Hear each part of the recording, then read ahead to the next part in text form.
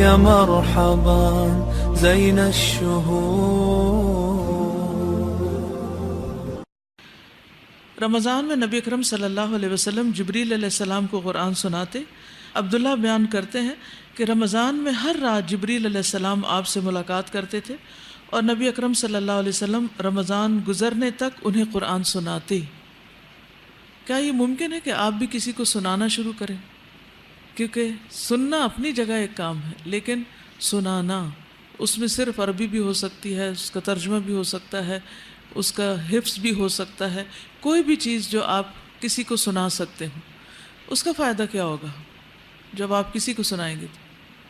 تو زیادہ دھیان سے کانشیسلی سمجھیں گے، پڑھیں گے اور پھر سنائیں گے۔ اگر آپ کسی کو ناظرہ سنا رہے ہیں تو آپ کو تجوید کی غلطیوں کی فکر ہوگی، اس کی اصلاح کریں گے۔ اگر اپنا حفظ سنا رہے ہیں تو اس کو پکا کرنے کی فکر ہوگی، اگر ترجمہ سنا رہے ہیں تو اس کو سمجھنے کی فکر ہوگی۔ تو اس سارے عمل سے آپ کو بہت زیادہ فائدہ ہوگا، آپ کے اندر قرآن مجید کے علم کی پختگی آئے گی۔ کسی نہ کسی کو کچھ حصہ سنانا شروع کیجیے، چاہے اپنے بہن بھائیوں کو، اپنے شوہر کو، اپنے بچوں کو، 1-2 آیات، 3 آیات، 5 آیات جو آپ روز پارہ سنتے ہیں، اس میں سے کچھ آیات جو آپ کو پسند آئیں وہ آپ جا کر کسی کو بھی جو آپ کی سننے والا ہو، کیونکہ سب سننا بھی نہیں چاہتے اور بعض اوقات لوگ سمجھتے ہیں کہ آپ ان پہ مسلط ہو گئے، لیکن جو خوشی سے آپ سے سننا چاہیں، اگر خوشی نہ بھی ہو تو ناخوشی بھی نہ ہو، درمیان ہی معاملہ ہو، اور کچھ نہیں تو آپ اپنے گھر کے بزرگوں کو سنا سکتے ہیں، وہ بیچارے ترستے ہیں کہ ان سے کوئی بات کرے، تو اگر اس بہانے آپ ان کو سنائیں گے تو اس سے آپ انشاءاللہ بہت زیادہ فائدہ پائیں گے۔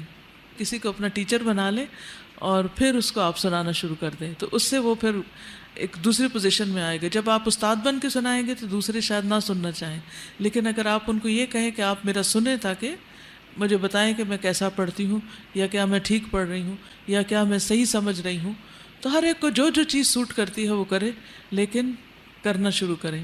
اگر حضور صلی اللہ علیہ وسلم یہ کام کرتے تھے تو ہم سب کو بھی کرنا چاہیے۔ ایک اور حدیث سے پتہ چلتا ہے کہ آپ صلی اللہ علیہ وسلم ہر سال جبریل علیہ السلام کو ایک بار قرآن کا نازل شدہ حصہ سناتے، اور وفات سے پہلے آخری سال آپ نے 2 بار سنایا، یعنی 2 بار پورا قرآن۔ یہ ایسے ہی جیسے اگر آپ ایک دفعہ دن میں سنائیں اور ایک دفعہ رات میں سنائیں، تو نماز میں بھی سنا سکتے ہیں۔ ایک اور طریقہ عبداللہ بن عباس کی حدیث سے یہ پتہ چلتا ہے کہ قرآن مجید بنسبت دن کے رات کو پڑھنا زیادہ افضل ہے، کیونکہ آپ صلی اللہ علیہ وسلم ہر رات جبریل علیہ السلام کو سناتے تھے، اور آپ صلی اللہ علیہ وسلم نے رمضان کے آخری عشرے کی 3 راتوں میں طویل قرات کے ساتھ تراویح کی جماعت بھی کرائی ہے۔ سارا مہینہ اس لیے نہیں کرائی تھی کہ کہیں لوگوں پر فرض نہ ہو جائے۔ تو ان تمام احادیث سے ہمیں رمضان میں قرآن مجید کے ساتھ نبی صلی اللہ علیہ وسلم کے خصوصی تعلق کا پتہ چلتا ہے۔ یا مرحبا زین الشہور۔